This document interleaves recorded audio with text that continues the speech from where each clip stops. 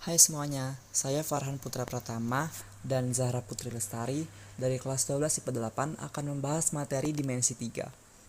Sebelumnya, kalian ada yang tahu nggak sih apa yang dimaksud dengan dimensi 3 itu? Jadi, dimensi 3 itu adalah suatu bangun yang memiliki volume, isi, ruang, dan ukuran. Kedudukan titik, garis, dan juga bidang. Yang pertama ada kedudukan titik pada garis. Titik merupakan bagian terkecil dari objek geometri karena tidak memiliki ukuran tertentu. Kedudukan titik pada garis ada dua macam. Yang pertama ada titik terletak pada garis, titik tidak terletak pada garis.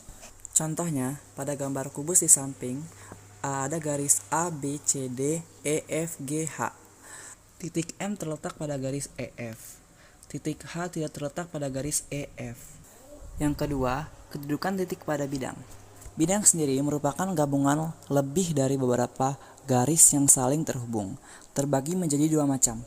Yang pertama ada titik berada di dalam bidang. Titik berada di luar bidang.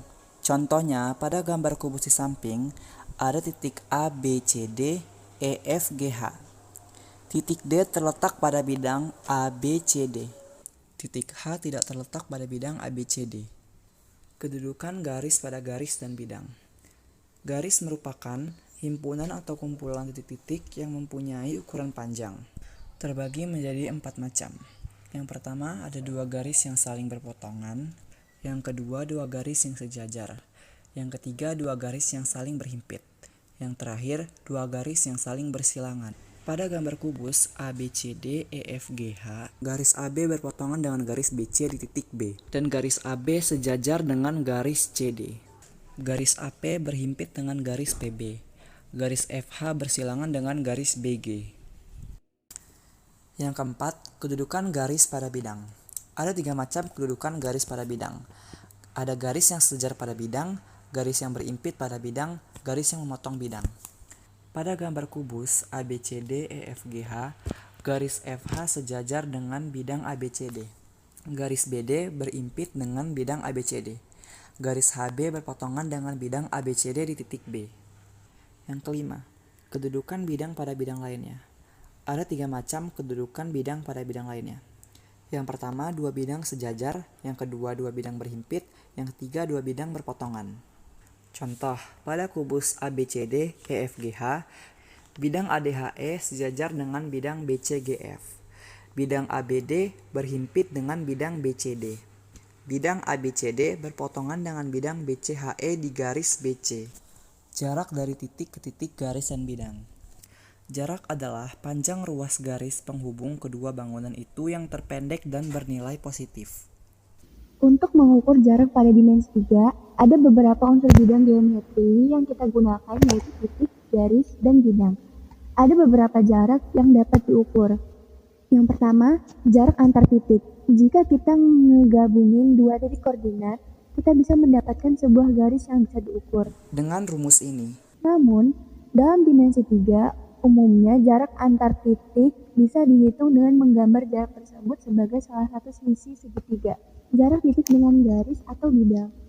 Kedudukan titik dengan garis terdiri dari kedudukan titik terletak pada garis dan titik terletak di luar garis.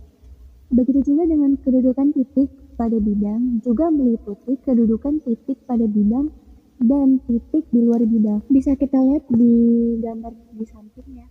Titik terletak pada garis titik A dan garis AB. Titik terletak di luar garis titik C dan garis AB.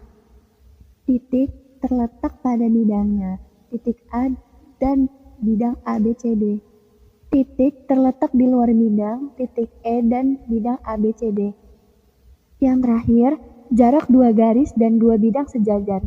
Jarak antara 2 garis dan 2 bidang yang sejajar akan sama di setiap bagian, yaitu jarak berupa garis yang tegak lurus antar keduanya. contoh soal. Perhatikan kubus ABCD EFGH. Diketahui panjang rusuk 20 cm. Tentukan jarak antara titik E ke diagonal BD. Di sini garis EQ tegak lurus dengan garis BD. Maka berdasarkan gambar di atas, jarak antara titik E ke diagonal bisa dirumuskan sebagai berikut. AQ sama dengan setengah dikali AC. setengah turun ke bawah, AC-nya itu 20 akar 2.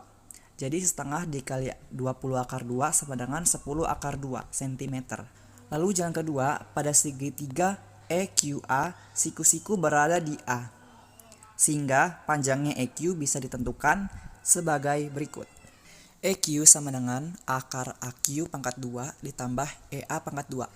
Sama dengan akar AQ-nya kan tadi udah ketemu ya, 10 akar 2, jadi turunin ke bawah, tutup kurung pangkat 2 ditambah 20 pangkat 2. Sama dengan 10 akar 2 itu 200 ditambah 20 pangkat 2 itu 400. Jadi 200 tambah 400 sama dengan 600. Akar dari 600 adalah 10 akar 6 cm. Proyeksi. Proyeksi adalah proses penjatuhan atau pemindahan titik dan garis pada suatu bidang. Proyeksi dapat disebut juga dengan pencerminan. Proyeksi dilakukan dengan cara menjatuhkan titik atau titik tersebut pada garis tegak lurus terhadap bidang, dan biasanya dilambangkan dengan tanda aksen. Proyeksi garis ke garis. Misalkan ada titik P yang akan diproyeksikan ke garis AB. Yang perlu kita lakukan cukup menarik garis dari titik P ke garis AB, sehingga tegak lurus ke garis AB. Nah, titik potongnya kita kasih nama titik P aksen. Titik P aksen inilah proyeksi dari titik P ke garis AB, dan garis PP aksen tegak lurus dengan garis AB. Dengan konsep yang sama, proyeksi titik ke bidang itu juga kayak gitu. Misalnya, titik Q kita proyeksikan ke bidang ABCD. Titik proyeksinya adalah Q aksen. Dengan garis Q aksen itu tegak lurus bidang ABCD. Intinya, proyeksi itu harus tegak lurus. Proyeksi garis pada garis dan bidang. Untuk proyeksi garis ke garis, misalkan ruas garis AB akan diproyeksikan ke garis G. Caranya adalah dengan memproyeksikan semua titik pada ruas garis AB ke garis G. Kayak gini nih. Sehingga terbentuk ruas garis A aksen B aksen, yang merupakan proyeksi dari ruas garis AB ke garis G. Contoh soal. Pada kubus ABCD EFGH, proyeksi titik B ke garis HG adalah, untuk mencari proyeksi titik B ke garis HG, kamu bisa tarik garis dari titik B tegak lurus ke garis HG. Jadi, jatuhnya adalah di titik G. Jawaban dari proyeksi titik B ke garis HG adalah titik G.